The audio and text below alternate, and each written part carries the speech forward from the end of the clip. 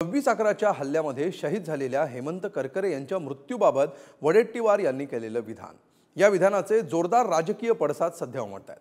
वडेट्टीवार यांना प्रचार करण्यावर बंदी घालण्याची मागणी भाजपने निवडणूक आयोगाकडे केली आहे। तर भाजप आणि महायुतीचे नेते आक्रमक झालेले असताना दुसरीकडे काँग्रेसच्या नेत्यांनी मात्र या वक्तव्यापासून अंतर राखण्याचा प्रयत्न केलाय। तर या निमित्ताने संघ आणि हसन मुश्रीफ यांना अडचणीत आणण्याचा प्रयत्न संजय राऊतांकडून होताना दिसतोय। हेमंत करकरे साहेबांचा ती गोळी कसाबच्या बंदुकीतली नव्हती, कुठल्या अतिरेक्यातली नव्हती, तर ती गोळी एका पोलीस अधिकाऱ्यांची होती, आरएसएस समर्पित। त्यावेळेस ते पुरावे लपवणारा देशद्रोही कोण असेल तर तो उज्ज्वल निकम आहे।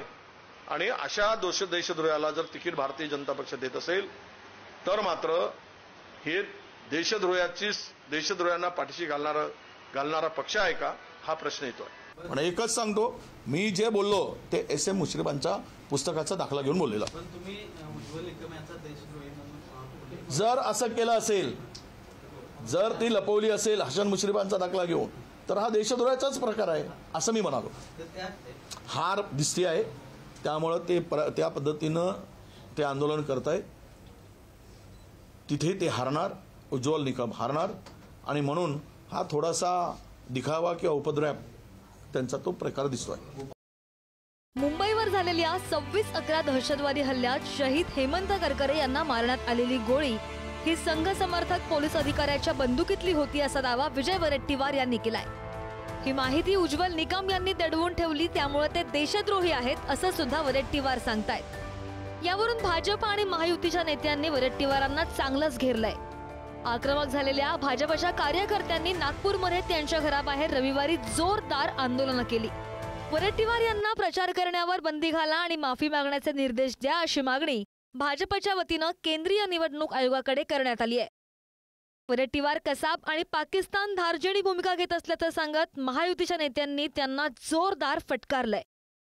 हा वडेट्टीवार त्या राहुल गांधीच्या नादाने वेडा झालेला आहे, त्याचं डोकं फिरलेलं आहे।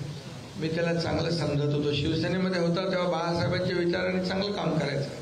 काँग्रेसमध्ये गेल्यामुळे तो राहुल गांधी जसं विदेशात आपल्या देशाची बदनामी करतो, पंतप्रधानाची बदनामी करतो आणि भारत जोडोने भारत तोडो यात्रा काढतो, त्याच्या नादाला लागून तोही बिघडलेला आहे। काल परवा काँग्रेसचा एक नेता भरवला, म्हणाला शहीद हेमंत करकरे यांना कसाबने गोळी मारलीच नाही, यांना इथल्याच कोणीतरी गोळी मारली। म्हणजे याचं डोकं इतकं फिरलंय की आता हे पाकिस्तानची भाषा बोलू लागले। पाकिस्तान हे म्हणत होतं की कसाब त्या ठिकाणी पूर्णपणे बेकसूर आहे, पण शेवटी भारताच्या न्यायालयात आपण सिद्ध केलं, ज्या वकिलांनी सिद्ध केलं उज्ज्वल निकम, ते देखील आज आपले उमेदवार आहेत। त्या उज्ज्वल निकमाने सिद्ध करून दाखवलं।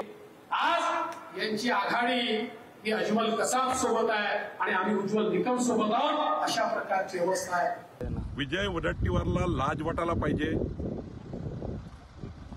शहीद हेमंत करकरेजी यांच्याबद्दल असे विधान करणे, आणि खरं तर याला पाकिस्तानला पाठवलं पाहिजे वडेट्टीवारला, आणि पाकिस्तानमध्ये अजमल कसाबच्या फॅमिलीचं पालकत्व घेण्याकरता याला पाकिस्तानला पाठवलं पाहिजे।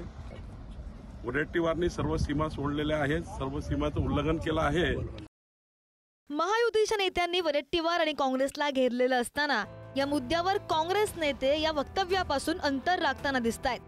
वडेट्टीवारांचं वक्तव्य हे वैयक्तिक असून पक्षाची ही भूमिका नाही असं काँग्रेसचे प्रभारी चेन्नीथला यांनी स्पष्ट केलंय। तर याबाबत आपल्याकडे माहिती नसल्याचं नाना पटोले सांगतायत। ये कांग्रेस का ओपिनियन नहीं है। उन्होंने book written by Musharraf, a senior police officer, उसने 10 साल के पहले एक बुक का प्रकाशित किया है। उन्होंने उसके ऊपर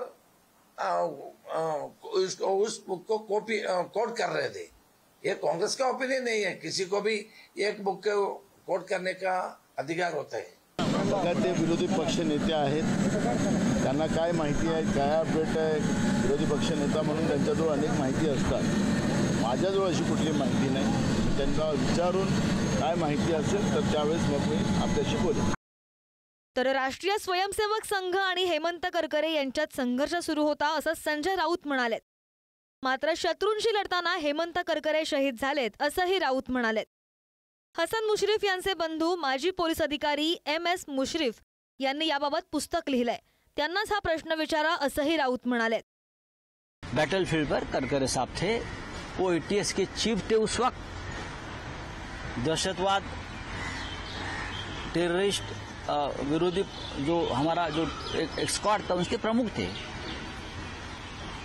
तो अगर मुंबई पे टेररिस्ट हमला हुआ है तो मिस्टर हेमंत करकरे जो एज ATS चीफ वहां गए, उनकी टीम गई और वो शहीद हो.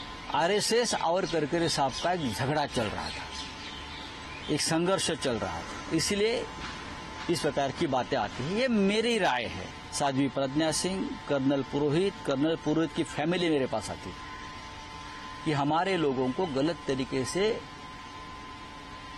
मिस्टर करकरे ने फंसाया है और RSS का और उनका एक अंदरूनी संघर्ष चल रहा था. उसकी वजह से मुझे लगता है ये थ्योरी सामने आई है. करकरे किताब किसने लिखी है? जो हसन मुश्रीफ जो बीजेपी के साथ है उनके भाई ने लिखी है. ऐसे मुश्रीफ जो उस वक्त IG थे और वो हसन मुश्रीफ साहब आज बीजेपी के साथ है. तो आप सवाल मुश्रीफ साहब से पूछिए ना, आपके भाई ने किताब क्यों लिखी? तर ज्या हू किल्ड करकरे या पुस्तकाचा आधार घेऊन वडेट्टीवार यांनी हे वक्तव्य केलंय, त्या पुस्तकाचे लेखक आणि माजी पोलीस अधिकारी SM मुश्रीफ यांनी करकरेंना मारण्यात आलेल्या गोळ्यांबाबत शंका उपस्थित केली आहे. उज्ज्वल निकम यांनी करकरेंवर गोळ्या मारणारा कोण हे शोध घेण्याचा प्रयत्न केला नाही असा आरोप केलाय. पोलीस अधिकारी संजय गोविलकर यांनीच या गोळ्या मारल्याचा दावा सुद्धा त्यांनी केलाय. ज्या गोळ्यामुळे आज आपले हेमंत करकरेंचा मृत्यू झाला, त्या गोळ्या रिव्हॉल्वरनी त्यांना कोणी मारल्या या बाबतीत सखोल चौकशी करण्यासाठी त्यांनी तपास यंत्रणेला आदेश द्यावा अशी विनंती उज्ज्वल निकम यांनी कोर्टाला करायला पाहिजे होती. पण उज्ज्वल निकम यांनी जाणून बुजून हा गोळ्या मारणारा व्यक्ती किंवा अधिकारी कोण हे शोधण्याचा प्रयत्न केला नाही. ह्या ज्या गोळ्या मारल्या ह्या गोळ्या संजय गोविलकर ह्या अधिकाऱ्यांनी मारले, कारण फक्त त्यालाच तो चान्स होता आणि त्याचं एकंदरीत वर्तन, त्याचं एकंदरीत स्टेटमेंट, त्यावेळचे वायरलेसचे लॉगचे उतारे आणि त्यावेळच्या TV वरचे फुटेजेस हे सगळं बघितलं असताना ह्या गोळ्या त्यांनीच मारल्या ह्या निर्णयाप्रत मी आलो.